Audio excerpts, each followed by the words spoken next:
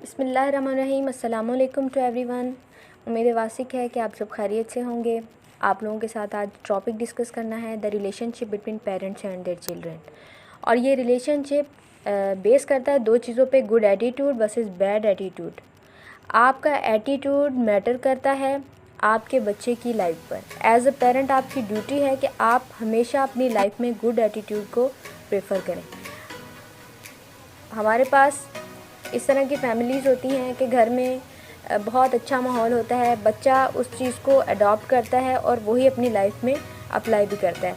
हमारे यहाँ पर क्या है कि हम बच्चे की मिस्टेक को पॉइंट आउट करते हैं और बाद में कहते हैं कि हमारा बच्चा ये काम गलत कर रहा है, लेकिन हम कभी भी इस चीज़ पर गौर नहीं करते कि हमारा बच्चा ये चीज़ सीख कहाँ से रहा है। सो फर्स्ट ऑफ ऑल आपके घर का माहौल, आपका एटीट्यूड, आपका करैक्टर बिल्कुल बच्चे के सामने ओपन होना चाहिए।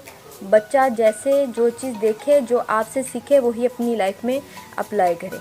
इसका मकसद ये है कि सबसे पहले चेंज आपको अपने अंदर लाना है, उसके बाद आप अपने बच्चों को इस चीज़ पे मोटिवेट कर सकते हैं कि वो अपने अंदर चेंज लेकर आएँ। और इसके साथ साथ अच्छे पेरेंट्स की निशानी है कि वो मोटिवेटर होते हैं, गाइडर होते हैं, टीचर होते हैं, इंस्ट्रक्टर होते हैं, लीडर होते हैं, फ्रेंड होते हैं, और इसके अलावा और भी बहुत कुछ है। ऐसी चीज़ें जो बच्चे घर से बाहर ढूंढते हैं, वो सब चीज़ें उनको अपने पेरेंट्स में मिलनी चाहिए। और पेरेंट्स का बिहेवियर हेल्पफुल होना चाहिए, और इससे क्या होता है कि बच्चे का कॉन्फिडेंस बिल्ड होता है और वो सोचता है कि मेरे पेरेंट्स हमेशा अवेलेबल हैं, और इस बात का उसे एहसास होना चाहिए।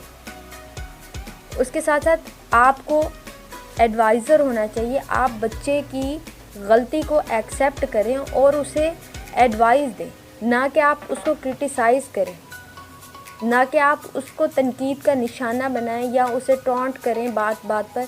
इससे बच्चा आपसे दूर हो जाता है और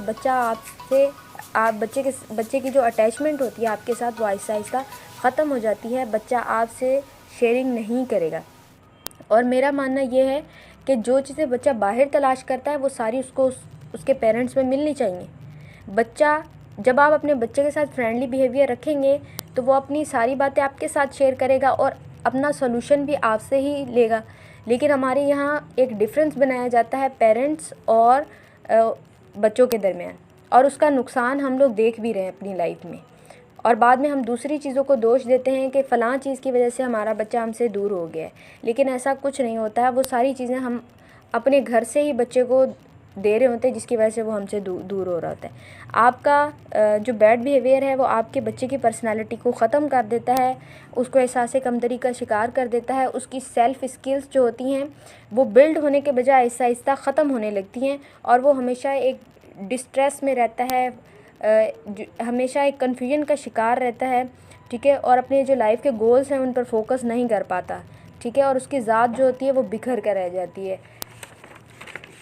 इसके साथ साथ आपका गुड बिहेवियर बच्चे को रोल मॉडल के तौर पर दुनिया के सामने लेकर आता है, ठीक है। बच्चा प्राउड फील करता है और उसका कॉन्फिडेंस बिल्ड होता है, ठीक है। और वो हमेशा मतलब फील करता है कि मेरे पेरेंट्स की शफ़क़त और मेरे पेरेंट्स का लव मेरे साथ है, ठीक है। वो इम्पोर्टेंस देता है, वो उनको भी इम्पोर्टेंस देता है। जब पेरेंट्स उसको इम्पोर्टेंस देते हैं तो वो उनको उसका जो रिज़ल्ट होता है वो तो सामने आना शुरू हो जाता है, ठीक है। अभी देखें यहाँ पर भी ये दिखाया जा रहा है कि आपको कोऑपरेटिव ही होना है, ठीक है। अपने बच्चे के साथ कोऑपरेटिव होना है। आप पेरेंट तो हैं, लेकिन उसके साथ साथ आप बच्चे के टीचर भी हैं। Children are not problems, they have problems. Focus on helping your child, not fixing your child.